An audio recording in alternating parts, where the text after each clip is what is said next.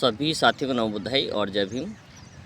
मित्रों, आज हम देखते हैं कि इस देश के अंदर शिक्षा पर भारी पड़ रहा है धार्मिक अंधविश्वास और आडंबर। चाहे किसी भी धर्म का देख लें आप। यदि कहीं मुकाबला होता है शिक्षा का और अंधविश्वास का, तो 100% अंधविश्वास ही जीतता है, वो आडंबर ही जीतता है। क्योंकि इसका कारण यह है कि एक अंधविश्वासी माता उस बच्चे को बार बार पकड़कर बिठा करके बचपन से यहाँ तक कि उसके जन्म से ही उसके अंदर उन संस्कारों को भर देती हैं जो उसे अंधकार की ओर ले जाता है, आडंबर की ओर ले जाता है, अंधविश्वास की ओर ले जाता है। उसमें तर्क करने की शक्ति को ख़त्म कर देता है। वहीं शिक्षा की शुरुआत होती है बच्चे की 5 वर्ष की आयु होने पर। तो 5 वर्ष पहले से जो चीज़ शुरू की गई हैं वो निश्चित रूप से पावरफुल होती हैं। बच्चे के जन्म से ही उसे काला टीका लगा दिया जाता है। मकान के बनाने पर ही उस पर एक फटा हुआ जूता, टायर या भूत का चित्र लगा दिया जाता है। काला धागा बांध दिया जाता है और इस प्रकार के आडंबर किए जाते हैं कि वो बच्चे के मन और मस्तिष्क में रम जाते हैं। वहीं शिक्षा लेट से शुरू होने के कारण वो तर्क में पिछड़ जाती है। और यदि कोई बालक विज्ञान के आधार पर, उसकी शिक्षा के आधार पर तर्क भी यदि करता है, तो उसकी माता, उसके पिता ये कहते हैं कि ये हमारी सदियों की परंपरा है, बरसों से चली आ रही है और ये सही है, तुम्हारी शिक्षा बेकार है। मैंने कई माँओं को, कई महिलाओं को जो कि प्रोफेसर है साइंस की, उन्हें देखा है कि वो बृहस्पतिवार को अपना सर नहीं धोती हैं। ऐसे ऐसे प्रोफेसर्स को देखा है जो गुरुवार को शेविंग नहीं बनाते हैं, शनिवार को बाल नहीं कटाते। अब मुझे बड़ा आश्चर्य होता है कि वो अपने स्टूडेंट्स को, विद्यार्थियों को क्या शिक्षा देते हों। ऐसे लोग हज़ारों मिल जाएंगे जो बिल्ली के रास्ता काटने पर अपने स्थान पर खड़े हो जाते हैं, जबकि वो ट्रैफिक सिग्नल की रेड लाइट को देखकर खड़े होने की बजाय साइड से निकलने का प्रयास करते हैं। ये लोगों को भ्रमित करने की एक नए तरीके हैं, आडंबर हैं। बच्चा कोई बीमार हो जाता है तो उसे डर दिखाया जाता है, तुम्हारे कोई देवी देवता की बोलारी बाकी हैं या कोई मान्यता बाकी है, उसे पूरा करें। उस बालक को डॉक्टर के पास नहीं ले जाते और वो अंत में उसे खो देते हैं। सामाजिक मान्यताओं से लड़ने की आवश्यकता है, उनसे जूझने की आवश्यकता है। बच्चों को साइंटिफिक टेम्परामेंट के साथ बड़ा करने की आवश्यकता है। उसे इस अंधविश्वास, आडंबरों से बाहर निकालने की आवश्यकता है। हमारे पूर्वजों ने बहुत अधिक देव देवताओं को माना होगा, पूजा आराधनाएँ की होगी, लेकिन उनका परिणाम उन्हें क्या मिला?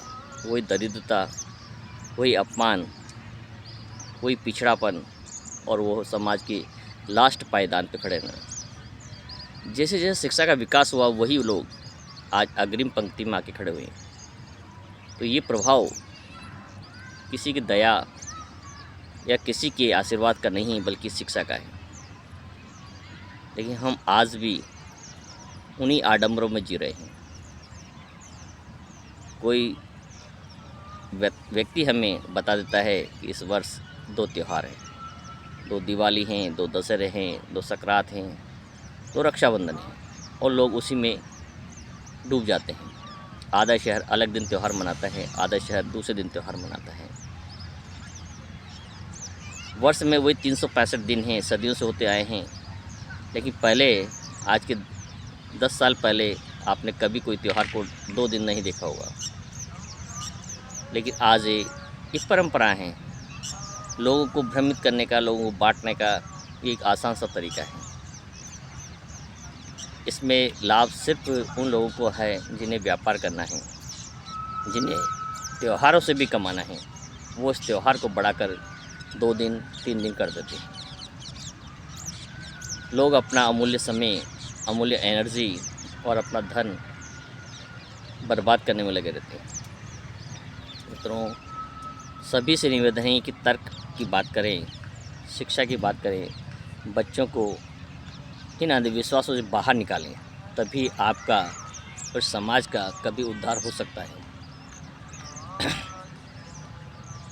यदि मुहूर्त की बात करें तो कोरोना ने हमें साबित कर दिया है कि कोई भी मुहूर्त सही नहीं होता है, क्योंकि हज़ारों दूल्हे और दुल्हन अपने श्रृंगार को करे हुए बैठी रह गई, उनकी विवाह नहीं हो पाई। लाखों लोग बिना मुहूर्त के ही मृत्यु का काल बन गए। वहाँ किसी ज्योतिषी ने उनका मुहूर्त नहीं बताया, यहाँ तक कि अपने दरवाजे बंद कर दिए। उन्हें खुद डर लगने लगा कि यदि मैं बाहर निकला तो मर जाऊँगा, जबकि उसकी कुंडली दोष उसी को पता नहीं है। ऐसे हज़ारों लोग हैं जो कुंडली के दबाव में आकर अपने बच्चों को विवाह करने से वंचित हो जाते हैं। गुण मिलाने के चक्कर में उनकी आयु निकल जाती हैं और अंततः होता क्या है, उन्हें समझौते करने पड़ते हैं उम्र निकलने के बाद। तो किसी भी आडंबर में ना पड़े, क्योंकि जितना आप ज्योतिष के चक्कर में पड़ेंगे, आडंबर के चक्कर में पड़ेंगे, उतने ही रसातल की ओर चले जाएंगे। आप पढ़े लिखे जनरेशन हैं, नए युग के व्यक्ति हैं, आधुनिकता में हम जीते हैं, हर चीज़ विज्ञान के आधार पर काम में लेते हैं। चाहे आप मोबाइल हो या कोई भी मशीन हो, विद्युत हो, तो हम इन आडंबरों को छोड़कर विज्ञान की ओर क्यों नहीं जा सकते। लेकिन हमारे मन और मस्तिष्क में एक डर और एक भय बिठा रखा है कि यदि हमने उन परंपराओं को नहीं ढोया, उन परंपराओं को नहीं निभाया, तो हमारा अनिष्ट हो जाएगा, हमारे परिवार का अनिष्ट हो जाएगा, हमारे बच्चों का अनिष्ट हो जाएगा। और इसी दबाव में आदमी सब शिक्षाओं को पीछे रख देता है, क्योंकि वो महिलाएं जो व्रत करके मानती हैं कि उनके पति की आयु बढ़ जाएगी, तो उनका शिक्षित होना बेकार है। मेरी दृष्टि में उन्होंने शिक्षा से कुछ नहीं सीखा है। आज भी वो दुनिया भर के व्रत और उपवास करती है और ये मानती है कि उसके उपवास से, उसके व्रत से ही उसके परिवार का उद्धार होगा, उसका सम्मान बढ़ेगा या उसका जीवन सुरक्षित होगा।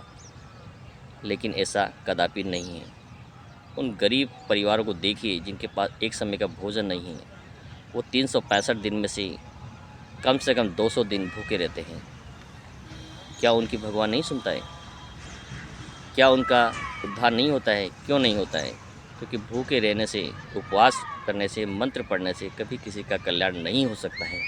वो हो सकता है आपके अच्छे कर्म करने से, नेक कर्म करने से, गरीबों की सेवा करने से और अपने विज्ञान और शिक्षा के बल पर आगे बढ़ने से। यही हमारा मानना है कि समाज में, परिवार में और अपने अंदर अंधविश्वास को मिटाएं, छोटी छोटी मान्यताओं को छोड़ें और बच्चों को एक वैज्ञानिक टेम्परामेंट के साथ आगे बढ़ने के लिए तैयार करें। सभी को नव बुधाई, जय भीम।